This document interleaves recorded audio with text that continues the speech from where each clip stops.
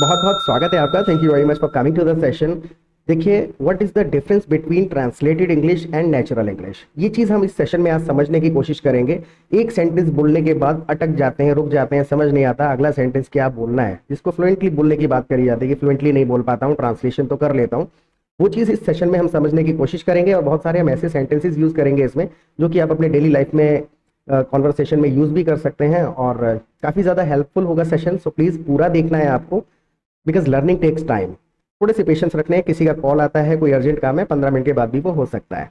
Alright, तो सबसे पहला सेंटेंस हमारे पास में है कि हम सभी देर तक सोते रह गए। जब हम उठे तो 8 बज चुके थे, बच्चों को स्कूल करने का टाइम भी नहीं बचा था, हमारे चक्कर में बच्चों की छुट्टी हो गई। अब हिंदी के लहजे में मैं इस चीज को बोल रहा हूं, अगर मैं इसी लहजे को ट्रांसलेट करने की कोशिश करूंगा इंग्लिश में शब्दों के द्वारा तो इट इज इम्पॉसिबल। अब होता क्या है, हमें पता होना चाहिए कि पर्टिकुलर फीलिंग को किस तरीके से एक्सप्रेस करना है इंग्लिश में। उसके लिए कोई शब्द का इस्तेमाल होगा, स्ट्रक्चर कैसे होगा सेंटेंस का, जो कि ये वाली फीलिंग चली जाए। हम शब्दों में कभी नहीं अटकते, हम फीलिंग पर अटक जाते हैं आकर के कि मेरे चक्कर में तुम परेशान हो गए। अब मैं ये चक्कर को अगर फिट करने की कोशिश करूंगा इंग्लिश में तो नहीं बनेगी बात। Getting my point? तो सेशन पूरा देखिए, आपको समझ में आ जाएगा what is the difference and what is the reason that people stuck for. हम सभी देर तक सोते रह गए, I am talking about my family. पूरा परिवार आज देर तक सोता रह गया, यानी कि all of us. All of us की जगह पर हम वी ऑल का भी इस्तेमाल कर सकते हैं। वी ऑल रिमेन्ड, रह गए, ऑल ऑफ अस रिमेन्ड। और कैसे रह गए थे? asleep till late। हम सब देर तक सोते रह गए, all of us remain asleep till late in the morning। यानी कि सुबह हम देर तक सोते रह गए, all of us remain asleep till late। दूसरा सेंटेंस है, जब हम सो के उठे तो 8 बज चुके थे। जब हम सोकर उठे तो 8 बज चुके थे। हर सेंटेंस को मेरे साथ प्रॉपरली, जो इंग्लिश का सेंटेंस है उसको रिपीट करिए। पूरा बोलोगे ना तो आपको रियलाइज होगा, अरे हाँ यार यहाँ पे मिसिंग था, मुझसे ये चीज छूट रही थी। जब हम सो के उठे तो 8 बज चुके थे। जब हम सो के उठे, व्हेन वी woke up, जब हम सोकर उठे, when we woke up it was already 8। अब देखिए मैं डिफरेंस बताता हूं, अटकने का कारण क्या है। जहां हम ग्रामर की बात करते हैं, अब ग्रामर में हमने हमेशा ये सुना हुआ है, चुका चुकी चुके थे तो हैज हैव हैड लगना चाहिए। अगर हम चुका चुकी में फंसे रहेंगे तो नेचुरली इंग्लिश कभी भी बाहर नहीं आएगी। हम अटकते रहेंगे कि चुका की हैव को इस सेंटेंस में कैसे फिट करूं। पता होना चाहिए कि मैं कहना क्या चाह रहा हूं। व्हेन वी वोक अप, जब हम उठे, पहले ही 8 बज चुके थे, इट वाज ऑलरेडी 8। तो इस सेंटेंस को मेरे साथ में बोलिए। और अगर आप मेरे चैनल पर पहली बार आए हैं तो प्लीज सब्सक्राइब जरूर कर लीजिएगा, क्योंकि रोजाना एक सेशन हम अपलोड करते हैं। काफी ज्यादा हेल्पफुल होते हैं ये session to understand natural English, और इन सेंटेंसेस को आप अपने कॉन्वर्सेशन में, डेली लाइफ में यूज कर सकते हैं। दूसरी चीज ये है, हमारे लाइव क्लासेस भी आप अटेंड कर सकते हैं हमारे एप्लीकेशन पे। तो मैं सारी जानकारी ड्यूरिंग द सेशन आपको देता चलूंगा। टिके रहना, थोड़ा सा पेशेंस रखना है और पूरा देखना है, और देखने के बाद फीडबैक जरूर देना है। सो hit the subscribe button right now, it is just below the video. Hit the subscribe button right now, it is just below the video. बिल्कुल के बिल्कुल ही नीचे है। नाउ, बच्चों को स्कूल के लिए तैयार करने का समय नहीं बचा था। When we woke up it was already 8। जब हम उठे तो 8 बज चुके थे और बच्चों को स्कूल के लिए तैयार करने का टाइम बचा ही नहीं था। अब इसमें तो मैंने इसको थोड़ा सा मतलब एक्सप्लेन करके लिखा हुआ है, बच्चों को तैयार करने का टाइम ही नहीं था। कई तरीके से कहा जा सकता है, लेकिन फीलिंग वही रहेगी। हिंदी में भी कई तरीके से सेंटेंस को मैं बोल सकता हूँ। सिमिलरली इंग्लिश में भी एक चीज को बोलने के बहुत तरीके होते हैं। एक तरीके से बचना है जिसको कहते हैं ट्रांसलेशन। ट्रांसलेट नहीं करना है शब्दों को, फीलिंग समझ लिया, अब उसको एक्सप्रेस कर दो अपने शब्दों में। बच्चों को स्कूल के लिए तैयार करने का टाइम नहीं बचा था। अब मैं अपने आप को भी इंक्लूड कर लूंगा इसमें। We had no enough time, we had no enough time, हमारे पास टाइम नहीं था। We had no enough time to get our kids ready for school. अब देखिए इस प्रक्रिया में क्या है, इसके अंदर 3 छोटे छोटे सेंटेंसेस हैं, लेकिन किसके बाद कौन सा बोलना है और शब्दों का प्लेसमेंट बहुत ज्यादा इंपॉर्टेंट है। और वो पता कैसे चलेगा? कोई फॉर्मूला नहीं है, कोई रूल नहीं है, सिर्फ आप बोलोगे, आपको खुद से अडॉप्ट कर लेगा सबकॉन्शियस माइंड साउंड्स को कि अच्छा इसके बाद ये वाला शब्द साउंड करता है। हाँ, we had no enough time to get our kids ready for school. और इसी चीज के आधार पे आप दूसरे सेंटेंसेस बना पाएंगे, जैसे कि मैं अभी ऑफिस जाने के लिए तैयार हो रहा हूँ, I am getting ready for office. Ready for school से आप समझ जाएंगे कि कहीं के लिए तैयार हो रहे हैं तो फॉर लगाना है। मैं ऑफिस जाने के लिए तैयार हो रहा हूँ, I am getting ready for office. अब मैं जाने के लिए तैयार हो रहा हूँ, I am getting ready to go to office. That is literal translation, doesn't sound natural. Shortest sentence हमको बोलने होते हैं कि कम से कम शब्दों में पूरी की पूरी फीलिंग हमारी चली जाए, उसी को कहते हैं fluent English. Now the next sentence is वैसे भी स्कूल में आज हाफ डे था। फीलिंग क्या है, चलो कोई बात नहीं, छुट्टी हो गई तो हो गई, वैसे भी स्कूल में आज हाफ डे था। अब ये वाला जो वैसे भी है, इसके लिए हम यूज कर देते हैं एनीवे। एनीवे यानी कि वैसे भी स्कूल में आज हाफ डे था, तो it was half day in. अब यहाँ पर इन एट वगैरह की बहुत ज्यादा कुछ चीजें ऐसी हैं जो कि जरूरी नहीं है कि उनको नोट नहीं किया जाता है। एट लगा दो या इन लगा दो, दोनों से कोई बहुत बड़ा ग्रामेटिकल डिफरेंस नहीं आता है। लोग अटके रहते हैं कि प्लेस के लिए एट लगाऊं, ऑन लगाऊं, इन लगाऊं। कुछ चीजें ऐसी हैं जो बहुत ज्यादा डिफरेंस क्रिएट करती हैं, चेंज कर देती हैं मीनिंग को, और कुछ चीजें ऐसी हैं जो कि नोटेबल नहीं है। So anyway it was half day at school, या फिर अगर आप ये कह देते हैं it was half day in school, तब भी वो ग्रामेटिकली इनकरेक्ट नहीं होगा। जैसे आपने सुना होगा ना कि मैं घर पर हूं, एट लगाऊं या इन लगाऊं, दोनों चीजें बोल सकते हैं। I am at home, I am in home, दोनों चीजें ग्रामेटिकली करेक्ट है। उसके पीछे भी डिफरेंस है, उसके पीछे रीजन है कि आप कितना एम्फेसाइज करके बताना चाह रहे हैं कि मैं घर में कुछ करने में बिजी हूँ, एंगेजमेंट जताना चाहते हैं। So I am in the home, मैं घर में हूँ लेकिन एंगेजमेंट है मेरा। आई एम एट होम, बस घर पे हूँ, डूइंग नथिंग। तो इस चीज से थोड़ा सा डिफरेंस आ जाता है। मैंने सोचा अपने बेटे के बाल कटवा लाऊं, छुट्टी हो गई थी उनकी, तो मैंने सोचा अपने बेटे के बाल कटवा लाऊं। आई थॉट ऑफ, जब भी मैंने कोई काम सोचा, विचार किया ऐसा कर लूं, I thought of getting my son hair cut. मैंने सोचा उसके बाल कटवा लाऊं। I thought of getting my son hair cut, यानी कि मेरे सन को मैंने हेयर कट देने का सोचा। I thought of getting my son hair cut, या फिर गेट की जगह पे आप हैव का शब्द का भी इस्तेमाल कर सकते हैं। I thought of having my son a hair cut. तो गेट और हैव दोनों ही कनेक्टिविटी को इंडिकेट कर रहे हैं कि मैं अपने बेटे को कुछ देना चाहता था, उसके लिए कुछ करवाना चाहता था। I thought of getting my son hair cut, तो मैं उसे नाई की दुकान पे ले गया। तो यहाँ पर तो के लिए मैं सो लगा रहा हूँ, देन भी लगा सकते हैं। तो डिपेंड करेगा कि आप कितना एम्फेसाइज करना चाहते हैं, सेंटेंस को कितना ब्रेक कर रहे हैं, अलग कर रहे हैं दूसरे सेंटेंस से। So I took him to the barber shop, मैं उसको नाई की दुकान पे ले गया। I took him to the barber shop. मैं अपने भाई को कल अपने कॉलेज ले गया था। अगर आपको ये सेंटेंस बोलना हो कि कल मैं अपने भाई को अपने कॉलेज ले गया, how would you say this in English? I took my brother to my college. ले जाने के लिए टुक का इस्तेमाल करते हैं, ये फॉर्मेशन आपको याद करने हैं। नाउ वहाँ बहुत भीड़ थी। आप कौन से स्टेट से सेशन को देख रहे हैं, प्लीज अपने स्टेट का नाम जरूर लिख दीजिएगा, और प्लीज पूरा देखने के बाद फीडबैक दीजिएगा। अगर नहीं भी पसंद आता है, आपको यूजफुल नहीं लगता, कुछ समझ में नहीं आता है, तो it will help us improve our quality. तो ये आपका एक बड़प्पन होगा अगर आप पूरा देख के फीडबैक देते हैं, how did you like the session, बहुत ज़्यादा हेल्प करेगा दूसरे लोगों को। हाँ, वहाँ बहुत भीड़ थी, वहाँ बहुत भीड़ थी। It was very crowded there, वहाँ बहुत भीड़ थी। It was very crowded there, इस चीज़ को ऐसे ही बोला जाता है जैसे कि दिल्ली में बहुत भीड़ है, it is very crowded here in Delhi. Delhi में बहुत भीड़ है, it is very crowded here in Delhi. Now the next sentence is हमें 1 घंटा इंतजार करना पड़ा, हमें 1 घंटा इंतजार करना पड़ा। तो we had to, we had to हमें करना पड़ा था, पास्ट बता रहा हूँ, वी हैड टू। और कितनी देर? Wait for an hour, we had to wait for an hour. हमें एन या फिर 1 आवर भी कह सकते हैं। We had to wait for an hour, हमें 1 घंटे के लिए इंतजार करना पड़ा। नाउ हम 9 बजे वापस आए, वी रिटर्न एट 9। हम 9 बजे वापस आए, वी रिटर्न एट 9। उसके बाद मैंने क्या किया, फिर मैंने उसे नहलाया।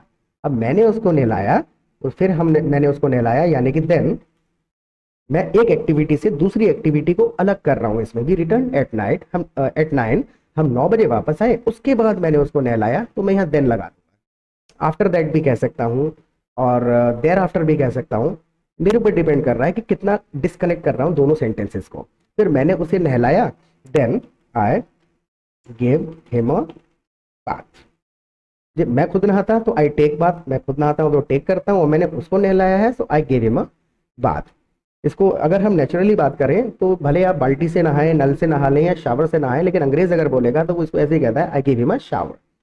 नाउ तब तक 10 बज चुके थे, जब मैं उसे नहला रहा था तब तक 10 बज गए नहलाते नहलाते। अब इस चीज़ को हम नेचुरली अगर इंग्लिश में बोलेंगे, इट वाज 10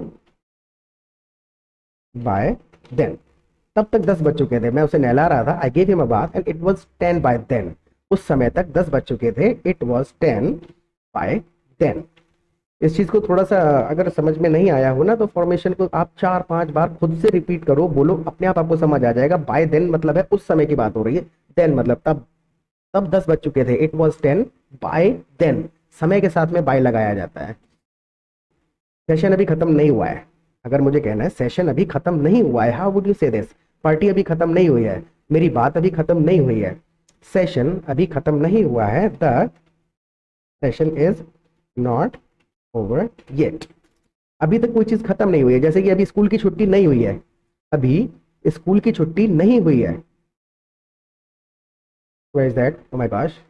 हाँ, सेशन अभी खत्म नहीं हुआ है, the session is not over yet. अब आपको कहना है अभी स्कूल की छुट्टी नहीं हुई है, अब छुट्टी का कोई ट्रांसलेशन नहीं है, खत्म की ही बात हो रही है ना, फिनिश की बात हो रही है कि भाई स्कूल की छुट्टी हो जाती है, the school is not over yet. मेरे ऑफिस की छुट्टी नहीं हुई है, my office is not over yet. तो ये फॉर्मेशन आपको याद हो जाते हैं कि भाई ऐसी सिचुएशन जब मुझे बोलनी है तो किस प्रकार का शब्द इस्तेमाल होना है। नाउ द नेक्स्ट सेंटेंस, चलो 2-3 सेंटेंस और सीखते हैं। जब भी हम कोई काम करते हैं तो let's learn 2 or 3 more sentences. Let's learn 2 or 3 more sentences. चलो 2-3 sentences और सीखते हैं। Let's learn 2 or 3 more sentences. Now the next sentence is, क्या आपको लिंक भेजा गया है? मैं किस लिंक की बात कर रहा हूँ एक्चुअल में, this is my WhatsApp number, ये मेरा व्हाट्सएप नंबर है, एक बार आप इस पर व्हाट्सएप कर दीजिएगा। अगर आप हमारी लाइव क्लासेस लेना चाहते हैं तो आपको एप्लीकेशन का लिंक मिल जाएगा, हमारे व्हाट्सएप ग्रुप का लिंक मिल जाएगा, उसमें आप ज्वाइन हो जाएंगे, कम्युनिटी मिल जाएगी, एनवायरनमेंट मिल जाएगा आपको, जहाँ पे आप इंग्लिश लर्नर्स के साथ कम्युनिकेट कर सकते हैं, इंटरेक्ट कर सकते हैं और एनवायरनमेंट में रह सकते हैं, जिससे कि काफ़ी ज़्यादा हेल्प मिलेगी कि करंट में क्या चल रहा है, दूसरे लोगों को क्या समस्या आ रही है और मेरा लेवल क्या है। और बहुत सारे फ्रेंड्स आपको मिल जाएंगे जिनके साथ आप नंबर एक्सचेंज करके बातचीत कर सकते हैं, प्रैक्टिस कर सकते हैं। तो नंबर का स्क्रीनशॉट ले लीजिए, अभी बिल्कुल भी व्हाट्सएप पे नहीं लगना है, पूरा सेशन देखिएगा प्लीज़। हाँ, आर यू डन? स्क्रीनशॉट ले लिया, मैं नंबर डिलीट कर देता हूँ। अभी सेंटेंस पे आते हैं, क्या आपको लिंक भेजा गया था? क्या आपको लिंक भेजा गया था? तो were you send the link, इस चीज को ऐसे बोला जाता है, क्या आपको पैसे दिए गए थे? Were you given the money. Third form का इस्तेमाल करते हैं इस प्रकार के सेंटेंस में। क्या आपको बुलाया गया था? Were you invited. क्या आपको बोलने दिया गया था? Were you allowed to speak. Were you allowed to speak. तो इस प्रकार से एक बार में भले समझ ना आए, जब आप अलग अलग सिचुएशन में इसी फॉर्मेशन को सुनोगे तो पता चल जाएगा कैसे बोलना होता है किस सिचुएशन में। Now the next sentence is, नहीं मुझे ग्रुप में नहीं जोड़ा गया है। इसी चीज को बोलना, इसी लहजे की बात कर रहा हूं मैं, शब्दों से नहीं, इसी फीलिंग को आपको इंग्लिश में अगर बोलना हो, यार ये मुझे तो यार ग्रुप में जोड़ा ही नहीं गया है, I am not added in the group, मुझे ग्रुप में नहीं जोड़ा गया है, I am not added in the group. अगर इसी के जवाब में दूसरा बंदा रिप्लाई दे रहा है, ये तो बड़ा नुकसान हो गया, ये तो बहुत बड़ा नुकसान हो गया, इट्स अ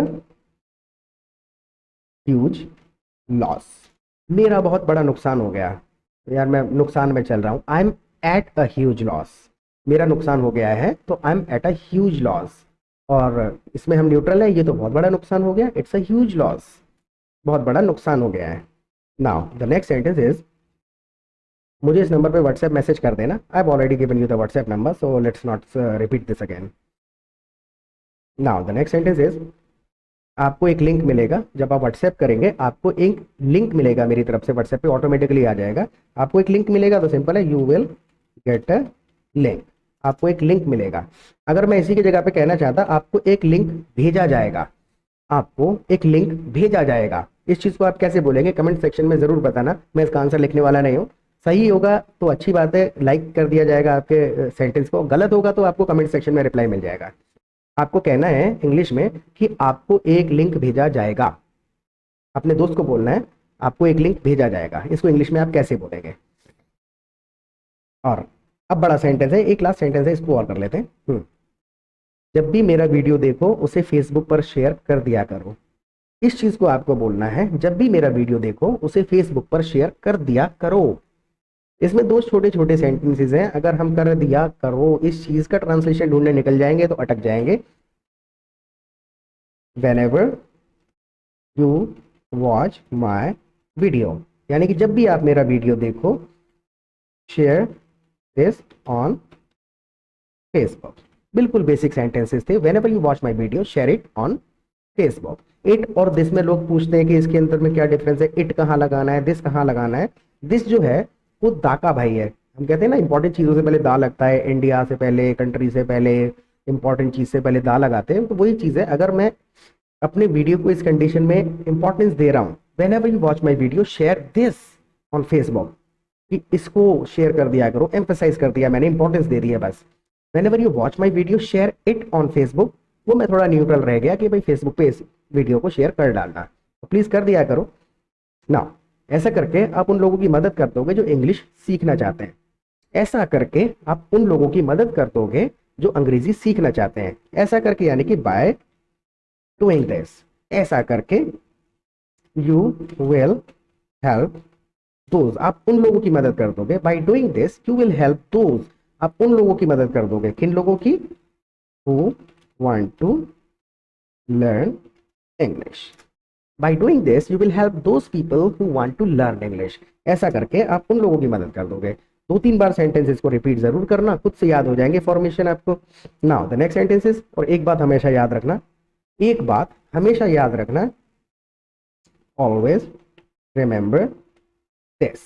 यूजुअली आदत में तो चल भी जाता है, जब वो मार्केट में चल रहा है तो करेक्ट है। हम लोग कहते हैं ना one thing one thing one thing, actually grammatically वो कहीं पर ऑफिशियली अवेलेबल नहीं है कि वो ठीक है या गलत है। तो जब भी आपको ऐसा कहना है कि मुझे एक बात बताओ, तो टेल मी वन थिंग नहीं कहेंगे हम, टेल मी दिस कह देते हैं और फिर वो चीज़ पूछ लेंगे जो आगे बोलना चाहते हैं। तो एक बात हमेशा याद रखना, ऑलवेज रिमेंबर दिस, क्योंकि अब वो बात मैं जरूर बताने वाला हूँ कि कौन सी बात याद रखनी है।